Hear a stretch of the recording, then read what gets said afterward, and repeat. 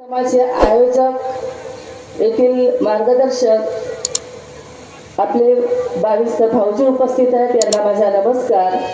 शाखा शिहोरा येथील उपाध्यक्ष, सचिव, संचालक या ठिकाणी उपस्थित आहेत, त्यांना माझा नमस्कार. आणि त्याचप्रमाणे ज्यांच्याशिवाय कार्यक्रमाला शोभा येत नाही असे बाबांचे सेवक, बालसेवक, सेविका, बालसेविका या सर्वांना माझा नमस्कार. या ठिकाणी एका परमेश्वरी कार्याची चर्चा बैठक घेण्यात आलेली आहे आणि ही चर्चा बैठक मगांपासून या ठिकाणी घेण्यात आलेली आहे हे मला पण माहिती आहे. तुम्हाला वाटत असेल की ताई उशीर आल्या. माझं स्वतःचं काम नव्हतं, पण काही कारणास्तव मला या ठिकाणी उशिरा यावं लागलं. मी त्याबद्दल भगवान बाबा हनुमानजीला माफी मागते, महान तेगी बाबा जुंदूजीला माफी मागते, आईला माफी मागते आणि नरसिंहटोला येथील आयोजक 22 भाऊजी आणि पुढे बसलेली येथील सेवक, सेविका, बाहेरचे सेवक आदरणीय व्यासपीठ यांना माफी मागते. महान तेगी बाबा जुंदूजींनी आपल्याला चर्चा बैठकीचे विषय सांगितलेले आहे आणि ते चर्चा बैठकीचे विषय म्हटलं तर 4 तत्व, 3 शब्द, 5 नियम आणि सेवकांवरती घडून आलेले अनुभव या विषयाला बघून चर्चा बैठक घेण्यात येत असते. चर्चा बैठक म्हटलं तर भक्ती आहे आणि या भक्तिमय वातावरणामध्ये आपण एकत्र बसलेले आहोत. या ठिकाणी आतापर्यंत मार्गदर्शन करण्यात आलेलं आहे आणि खरंच आपण मार्गदर्शन आपण या ठिकाणी बसलेलो आहोत. आपल्याला माहिती आहे की या ठिकाणी दैवी शक्ती ही कार्य करत आहे आणि दैवी शक्ती ही कार्य करत असून आम्ही परमेश्वराला, भगवंताला बघितलं नाही, पण भगवान काय आहे हे अनुभवाच्या माध्यमातून आम्ही नक्की बघितलं. अनुभवाच्या माध्यमातून आम्ही नक्की बघितलं. परमेश्वर हा दयाळू आहे, पण आपण मानव एवढे बैमान आहोत की खूप बैमान आहोत. त्यातले मी पण आहे. माईकवरती बोलल्याने मानवाचे मोठेपणा हे कधी वाढत नसतात, लक्षात ठेवा. त्यातले गुण, सभ्यता, विचार जोपर्यंत आपण ते अंगीकृत करत नाही आणि महान तेगी बाबा जुंदूजींनी दिलेली जी शिकवण आहे त्या शिकवणीप्रमाणे आपण वागत नाही, तोपर्यंत आपण तेच आहोत.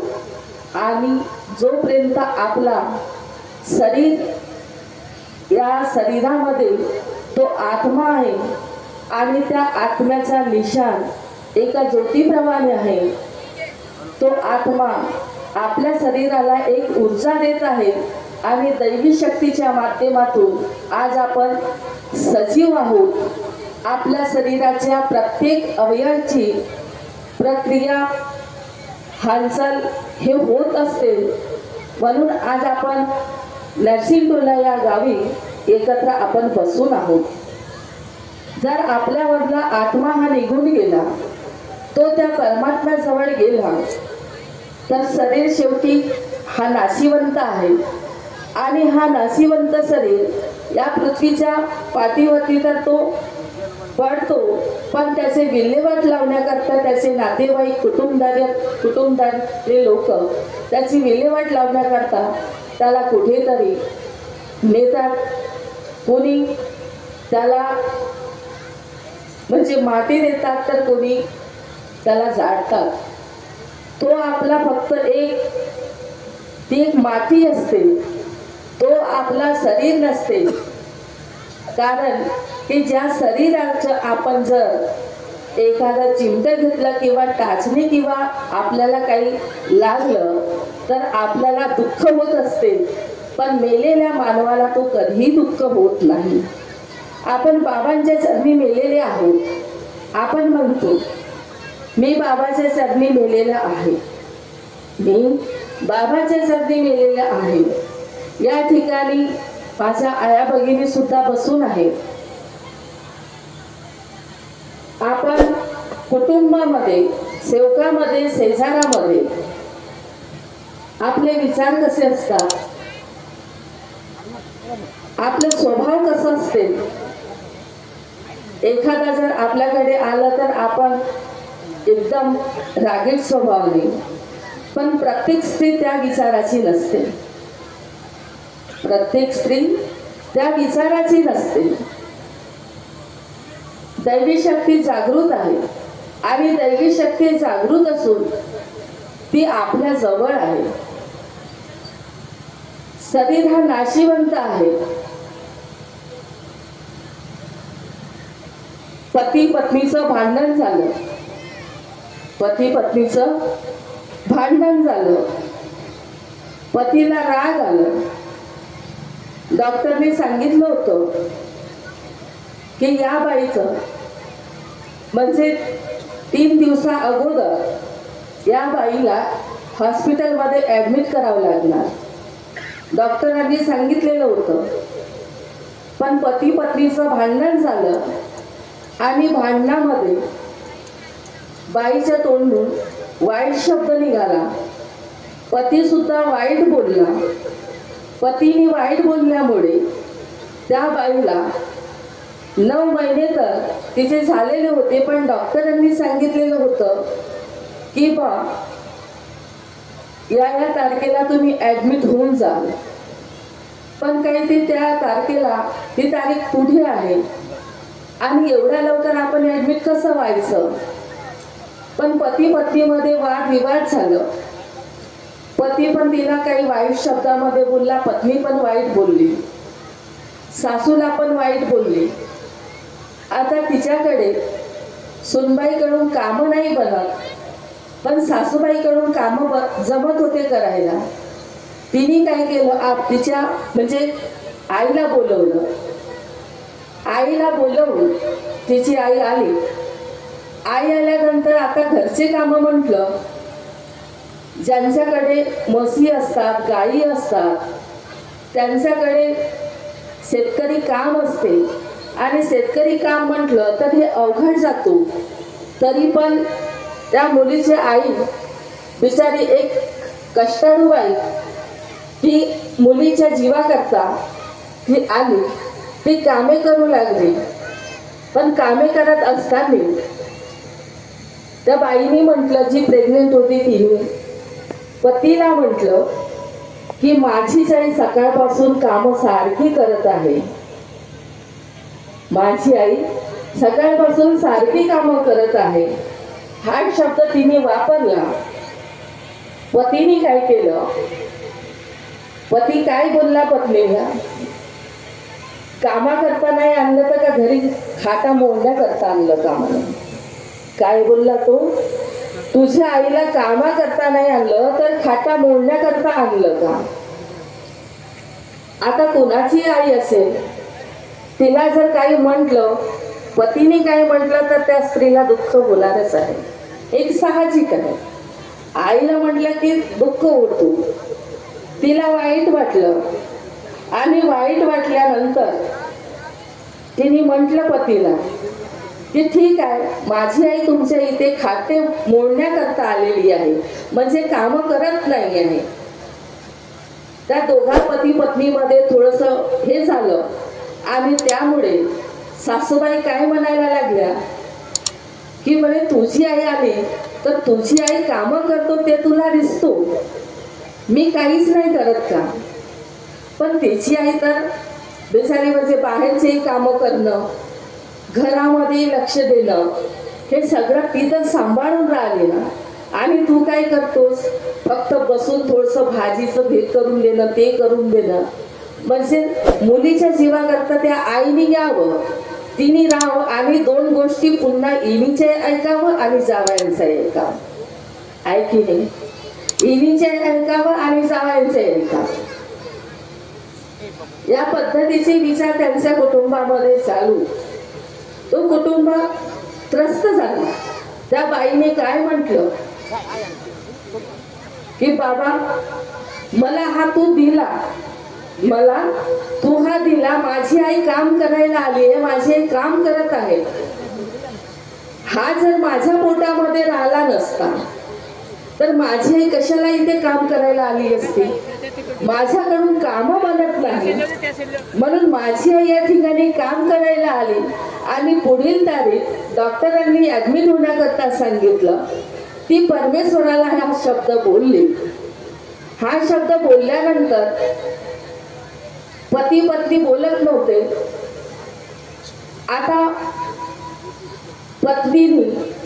पत्नीने पतीला म्हटलं की मला थोडस, आता तिला म्हणजे बेड रेस्ट वगैरे सांगितलं होतं, ते आईकडे होती. पण आईकडे असताना काही कालांतराने ती आपल्या म्हणजे याच्याकडे आली, सासरी आली. आता डिलिव्हरीची वेळ होणार बा, कारण की तिच्या आई वडिलांकडे म्हणजे परिस्थिती गंभीर असल्यामुळे ती आईकडे आली. हा काय म्हणू लागला, एवढंच होतं म्हणे तर तुला म्हणे तिथंच ठेवायला पाहिजे होतं.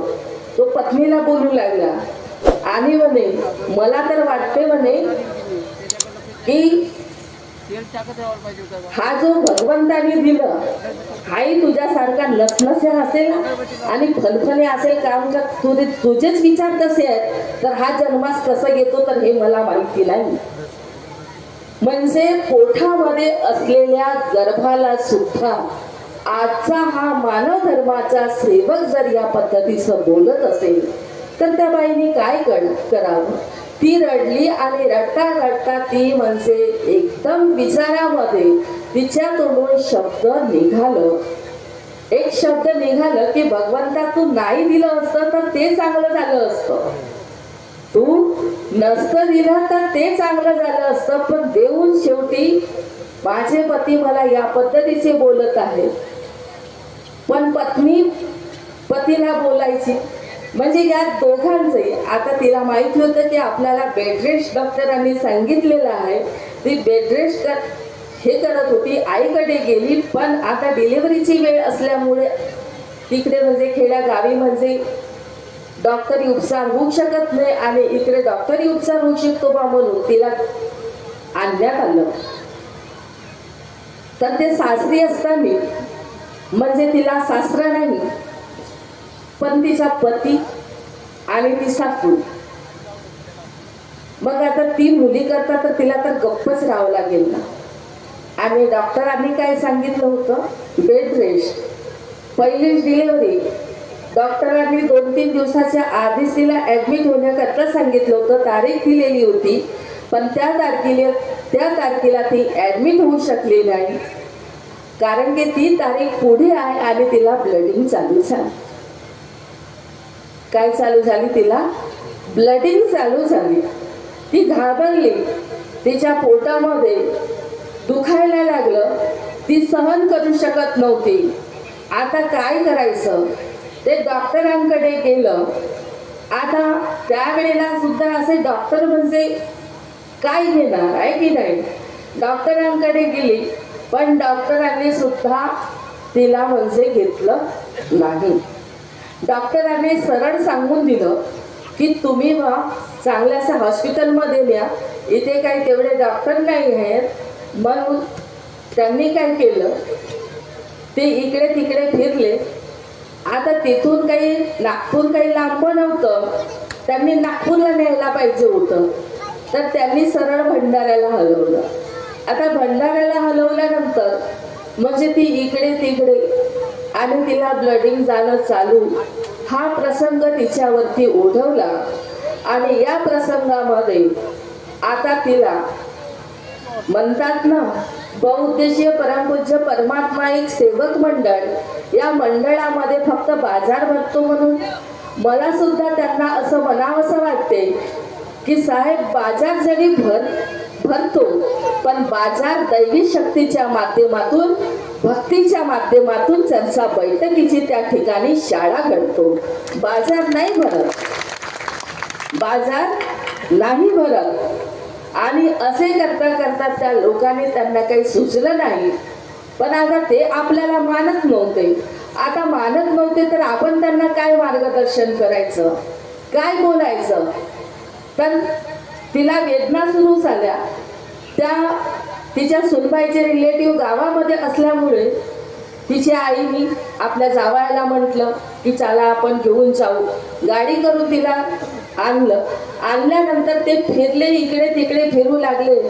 पण डॉक्टर म्हणजे नकार विचार द्यायचा. असे करता करता ते फिरले, पण तिला काही आराम नाही. ब्लडिंग खूप जाऊ लागली, खूप जाऊ लागली. आणि पर्याय मात्र त्यांनी कांद्रीचा शोधला. पर्याय कुठला शोधला? कांद्रीचा. आणि कांद्रीचा पर्याय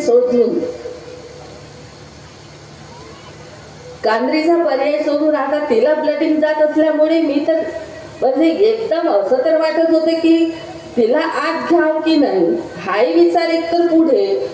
पण त्या वेळेला एक स्त्रीची भावना नाही समजेल तर ती स्त्री कसली? एक स्त्री जर स्त्रीची भावना समजून घेणार नाही तर ती स्त्री कोण्या कामाची?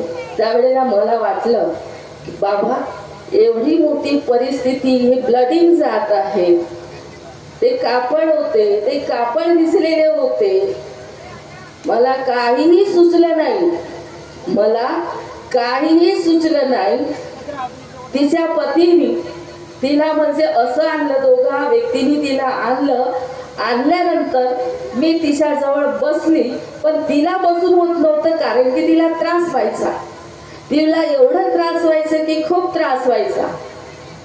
मग आता मला काही सुचतच नव्हतं, मला काहीही सुचत नव्हतं. तर मी काय केली, जे बेडशीटचे फडके असतात ते फडके मी तिच्या आईला विचारली. म्हटलं तुम्ही काही आणलं नाही का, आणि तुम्ही इकडे कसं काय घेऊन आले? तर ते मला म्हणायला लागल्या की नाही बाई म्हणे, माझी मुलगीच बोलली म्हणे की मला लताबाईकडे घेऊन चला. लताबाईकडे म्हटलं माझ्याजवळ तुझ्याजवळ काय आहे गं? म्हटलं तुझ्याजवळही भगवान आहे. जरी माझ्याजवळ भगवान आहे पण तुझ्याजवळही म्हटलं भगवान आहे. म्हटलं प्रत्येकांजवळ भगवान आहे की नाही? तुम्हाला वाटत असेल की ताई मार्गदर्शन करत आहे, मी तुमच्यामधली एक सर्वसाधारण स्त्री आहे. मी मानधर्माची सेविका तुमच्यासारखीच आहे. मी काही महान नाही आहे. तिला आणल्यानंतर तिला म्हणजे एकदम म्हणजे सहनच होत नव्हतं. तिला सहन होत नव्हतं. आणि सहन होत नसल्यामुळे मलाही काही सुधारलं नाही. पण खरंच त्या बाळाचं डॉक्टरने सांगितलं होतं, ते काय म्हणतात आपण म्हणतो पायारोटी काय, ते सांगितलं होतं. पण त्या बाळाचं डोकं तर अगोदर निघालं. बाळाचं डोकं निघालं. मी तिला म्हणायची बाबा हनुमानजी म्हण, बाबा हनुमानजी म्हण, बाबा हनुमानजी म्हण. मला भीती वाटायची, कम जास्त झालं तर मी काय करणार? पहिलेच आपल्यावरती लोक टीका टिप्पणी करतात, वाटेल त्या शब्दामध्ये बोलतात, आणि जर असं काही वाईट झालं तर मी काय करणार? हा विचार माझ्या पुढे निर्माण झाला. म्हणून मला काही सुचत नव्हतं. मी तिला बाबा हनुमानजी म्हण, बाबा हनुमानजी म्हण अशी करत गेली.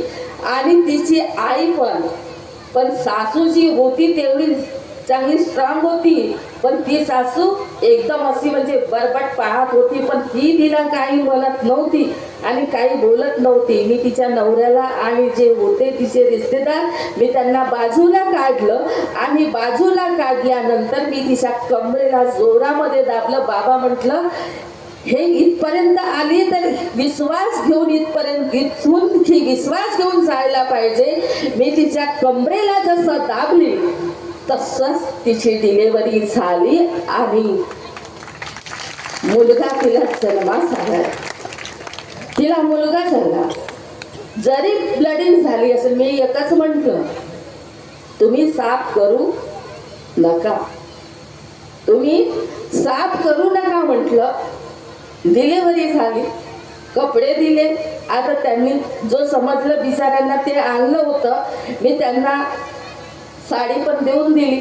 त्या बाईला म्हटलं साडी वापर, किंवा तुला आंघोळ करायचं असेल तर आंघोळ कर, पण तिच्यामध्ये तेवढी बिचाऱ्यांमध्ये कॅपॅसिटी नव्हती, कारण की ती पहिलेच ही झालेली होती.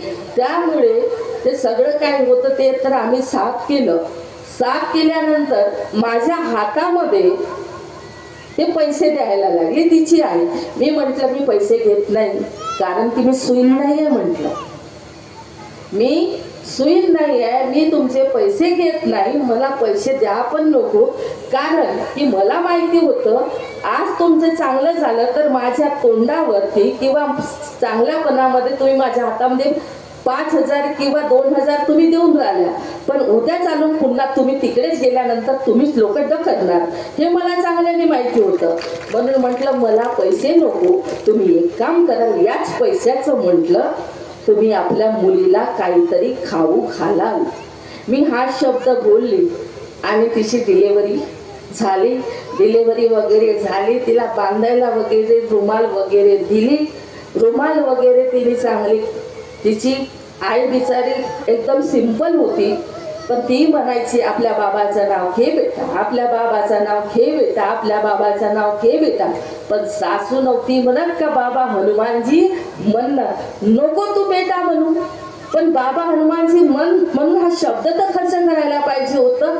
पण सासू एकही शब्द काही बोलत नव्हती, एकही शब्द बोलत नव्हती. नंतर माहीत झालं तिच्या पती मोठ्या मोठ्या गोष्टी सांगायला लागल्या. मी म्हटलं सगळं काही झालं आणि त्यांनी हा असा गडबड सळबळ सांगितलं. मी काही ऐकून घेतलं, थोडंसं ऐकलं, थोडंसं म्हणजे नाहीच. आणि नंतर ते झालं. ते झाल्यानंतर मी म्हटलं आता तुम्ही जाऊ शकता बा.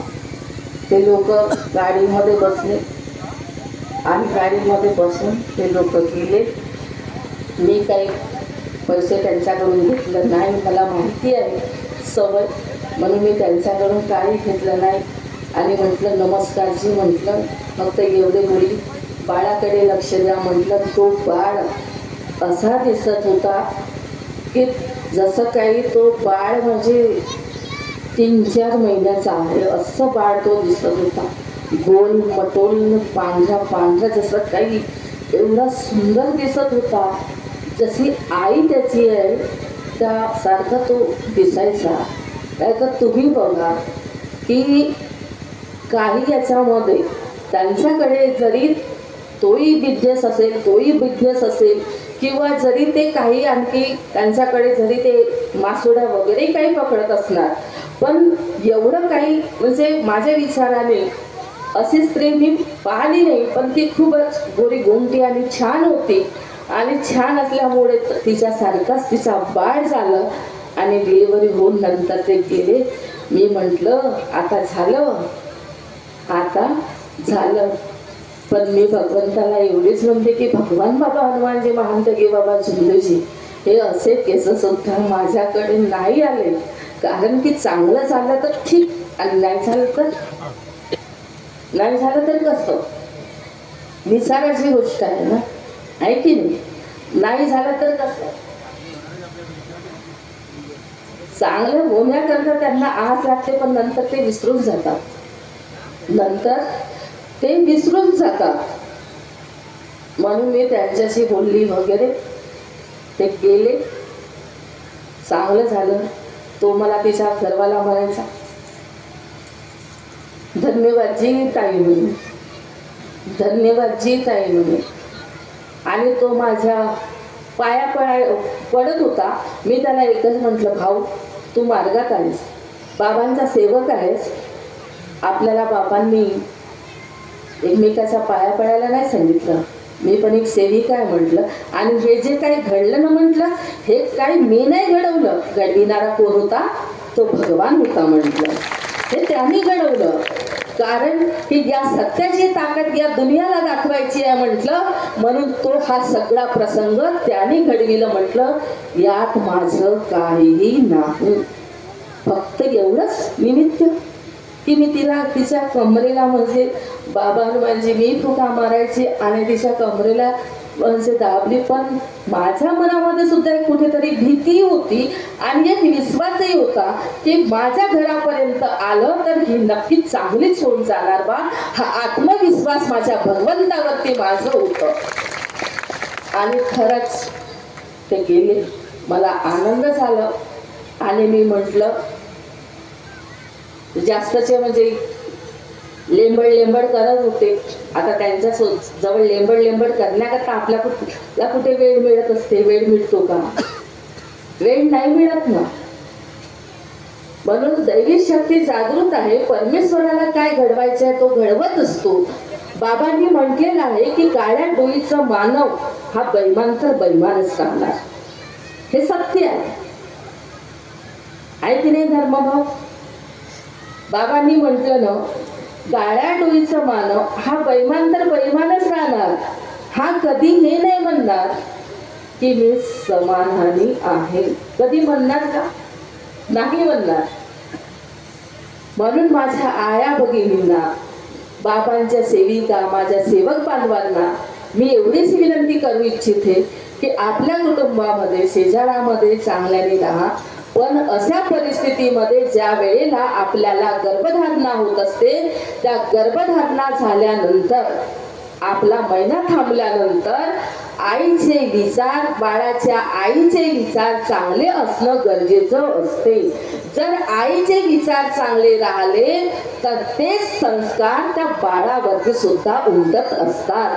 ज्या वेळेला तो परमेश्वर आपली पाळी थांबवतो, मासिक पाळी थांबवतो, हे देण कोणाची आहे?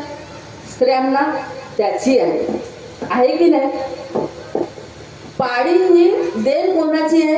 मासिक पाळी ही देण त्या परमेश्वराची आहे. आणि खरंच परमेश्वराने आपल्याला पाळी तो दिल्यानंतरही ज्या वेळेला लग्न होऊन आपण सासरी जातो, सासरी गेल्यानंतर आपल्याला गर्भधारणा होते आणि गर्भधारणा झाल्यानंतर तिथपासून आपण विचारच करायचं की मला महिना थांबलेला आहे, माझ्या पोटामध्ये जरी पाणी असेल पण त्या पाण्याला परमेश्वर कसं काय घडवतो हे आपण बघितलंय का? नाही. हे कुणी बघितलं? त्यांनी बघितलं. या गर्भामध्ये त्याची वाढ कशी करावी, तो अगोदर पाणी असते त्याचं गोळ तयार कसं करायचं, मग त्याला त्याचा अवयव शरीराचे कसे तयार करायचे, मग हळूहळू महिन्यानी तो कसं त्याची वाढ होत असते, हे सगळं कोण करतो? तर तो परमेश्वर करत असतो. तो एक भगवान, तो परमात्मा करत असतो. ज्याप्रमाणे कुंभार मटकी तयार करतो, त्याचप्रमाणे भगवान बाबा हनुमानजी या मानवाची आणि सजीवाची निर्मिती कुंभाराप्रमाणे ते घडवत असतात. पण ते घडवताना आपल्याला दिसतात का? नाही दिसत. ते घडवताना आपल्याला दिसत नाही, पण ते बरोबर घडवत असतात. ते बरोबर घडवत असतात. म्हणून जेही कोणी स्त्री असेल गर्भवती तर तिचे विचार चांगले असणं गरजेचं आहे. आणि जर तिचे विचार चांगले आहेत तर तुझ्या मुलाबाळांवरती तो फरक आढळणार आहे. नक्की आढळेल, नक्की आढळेल. तो हळूहळू त्याच्यामध्ये सगळं काही होतो की नाही? होतो.